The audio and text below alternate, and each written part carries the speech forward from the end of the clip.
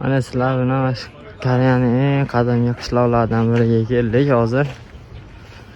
Obzor qilamiz Koreyaning eski qishloqlarini. Eski qadimgi uylar. Judayam eski.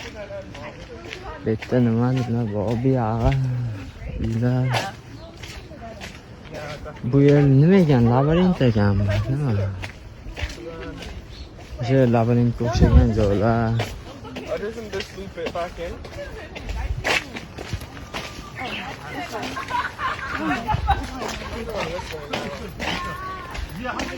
Turistlar yuribdi bu yerda. Qanday labirint ekan bu yer? Ho! Labirint bor ekan. Qiziq. O labirint ichidan chiqib olish bor endi. Yo'l yo'q qo'ygan.